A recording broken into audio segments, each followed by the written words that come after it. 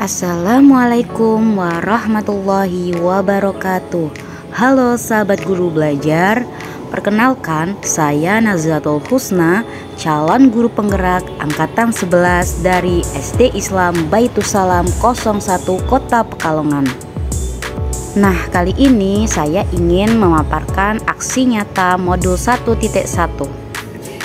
Bagaimana perasaan saya selama melakukan perubahan di kelas? Tapi sebelumnya saya ingin berefleksi terlebih dahulu. Sebelum mempelajari filosofis pendidikan Ki Hade, saya itu menjadi guru yang fokus terhadap pencapaian materi saja. Saya pun memakai metode ceramah secara terus-menerus, dan saya juga tidak pernah melibatkan murid dalam proses pembelajaran di kelas. Ternyata yang saya lakukan itu salah.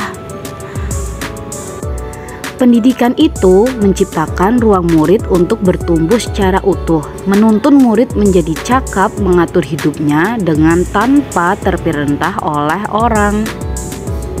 Dan guru seharusnya memang menciptakan ruang untuk murid bertumbuh secara utuh. Pendidikan juga merupakan tuntunan dalam hidup tumbuhnya anak-anak.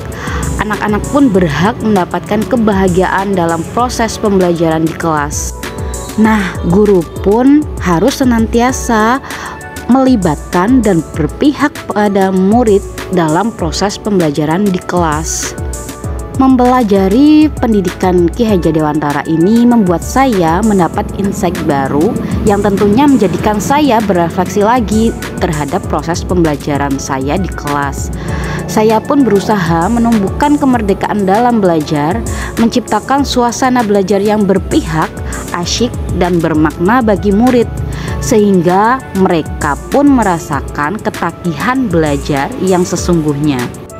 Melalui pemikiran pendidikan Ki Hajar Dewantara, saya juga mendapatkan pengingat bahwa pendidikan anak sejatinya menuntun, bukan menuntut. Menuntun anak mencapai kekuatan kodratnya sesuai dengan alam dan zaman. Ki Hade juga mengingatkan pula agar guru tetap terbuka, tetapi waspada terhadap perubahan yang terjadi.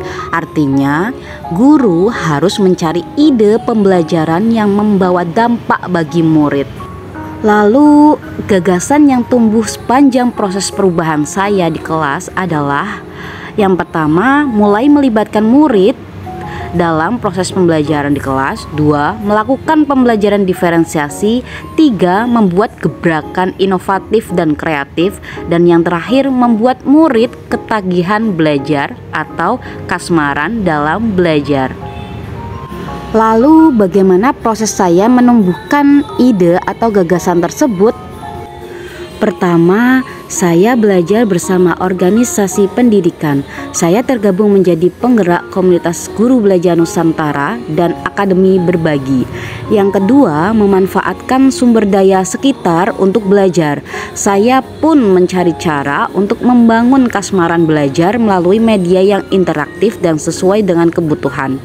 Dan yang ketiga, berdiskusi dengan rekan sejawat. Nah, sekarang mari kita simak pelaksanaan praktik baik pembelajaran di kelas saya.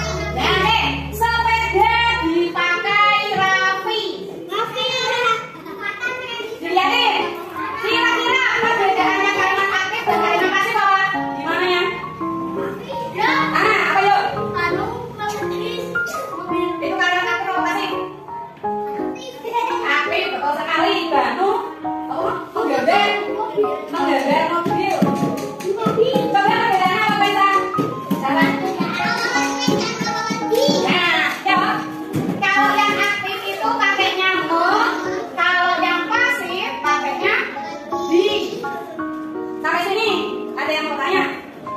Kalau aktif, ingatnya kalau aktif makanya mau lagi menggambar. Mau ngetik ya. Melihat. Nah, main nyetrika, main cuci. Oke, itu kalimat aktif yang berawalan mau.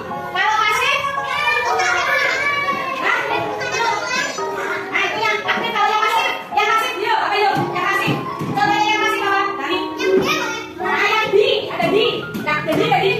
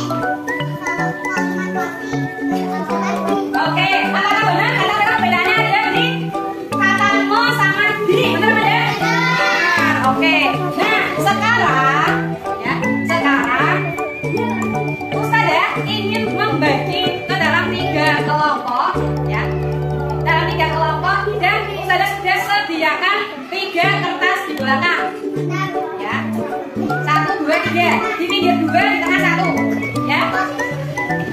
Nah, tugas hari ini apa? Setiap masing-masing kelompok ya, masing-masing kelompok itu membuat rangkuman tentang kalimat aktif dan kalimat pasif. Kalimat aktif dan kalimat pasif. Dan masing-masing kelompok juga harus menuliskan ya, satu persatu kelompoknya harus menuliskan contoh dari kalimat aktif dan kalimat pasif.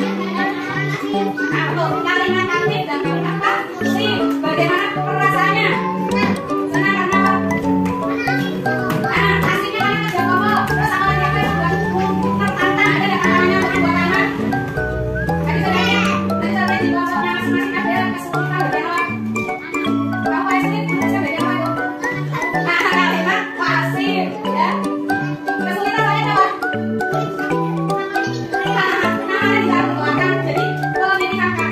Jadi pemilihan kata dan kerudung dipakai Devi. Kita nyolong. Pasti kalau Devi memakai kerudung kita nyolong. Devi memakai kerudung kita nyolong. Ya, tadi saya tadi ya masing-masing kelompok memang disebutkan di kalimat pasti. Nah, oke.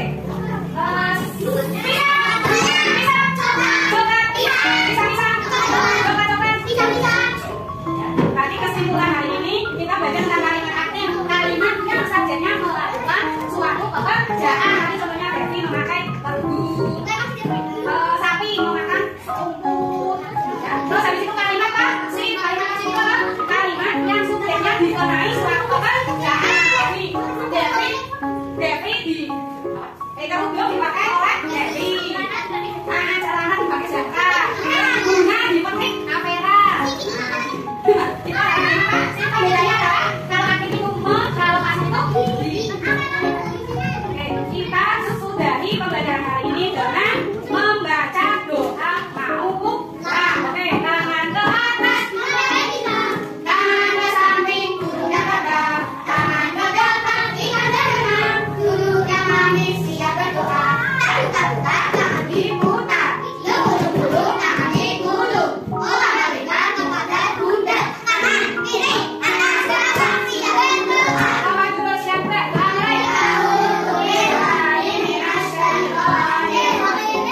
Dalam pembelajaran ini memang belum 100% berhasil. Namun sebagian besar anak sudah memiliki kemandirian dalam belajar dan menumbuhkan semangat belajar itu sendiri. Nah, berikut adalah kumpulan refleksi dari murid terkait dengan proses pembelajaran di kelas saya. Ketika sepanjang proses pembelajaran di kelas kita itu berpihak dan berdampak bagi murid, maka yang terjadi adalah mereka akan mengenang baik dan mereka akan merasakan dampak positif pada diri mereka sendiri. Dan guru pun akan merasa bahagia ketika mendapat respon positif dari murid-muridnya. Dari Ustazah Nazilatul Husna. Menurut saya pembelajaran Ustazah Nazilatul Husna itu asyik dan menyenangkan loh. Kemudian beliau sering menggunakan game-game sehingga mudah untuk dipahami dalam kegiatan belajar mengajar. Ustazah Nazila, jangan lupa untuk semangat dan sukses terus ya. Assalamualaikum warahmatullahi wabarakatuh.